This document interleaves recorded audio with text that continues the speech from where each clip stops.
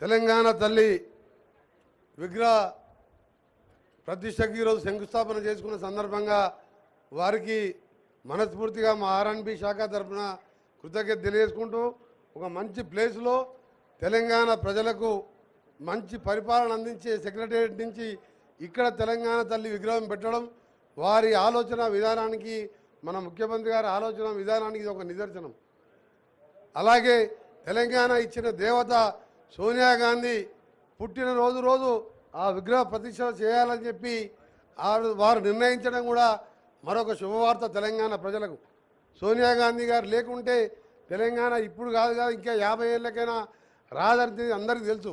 ఒక రాష్ట్రంలో పక్క రాష్ట్రంలో 20 స్థానాలు పార్లమెంట్ స్థానాలు ఉండి మొత్తం కోల్పోయి పార్టీని అయినా 6 దశాబ్దాల కోరిక నెరవేర్చిన సోనియా గాంధీ పుట్టినరోజు దాన్ని ప్రతిష్టాపన చేయాలని చెప్పి మా ముఖ్యమంత్రి గారు ఆదేశించడం, ఆ విధంగా మేము ఆర్ఎన్బి శాఖ కూడా ఏర్పాటు చేసుకొని ముందుకు పోతున్నాం. తెలంగాణ ప్రజలందరూ రేవంత్ రెడ్డి గారి నాయకత్వంలో ఇప్పటికే నిరుద్యోగులు ప్రభుత్వ ఉద్యోగులు ఫిలప్ చేస్తూ నిరుద్యోగులకు స్కిల్ యూనివర్సిటీ కట్టుకుంటూ ఒకవైపు దేశాన్ని ఆ రోజుల్లో ముందుకు తీసుకెళ్లిన పక్కకే రాజీవ్ గాంధీ విగ్రహాన్ని కూడా ఏర్పాటు చేయాలని దాన్ని కూడా మనం అన్ని కార్యక్రమాలు చేసుకున్నాం.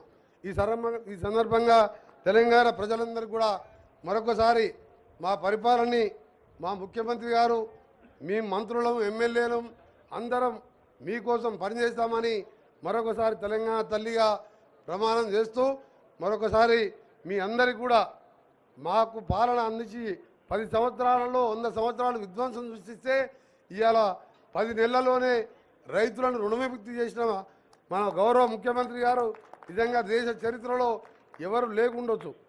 అలాంటి కార్యక్రమాలు చేస్తున్న ఈ ప్రభుత్వాన్ని ఆశీర్వదించాలని ఇప్పుడు గౌరవ ముఖ్యమంత్రి గారిని మాట్లాడవలసిందిగా విజ్ఞప్తి చేస్తున్నాం.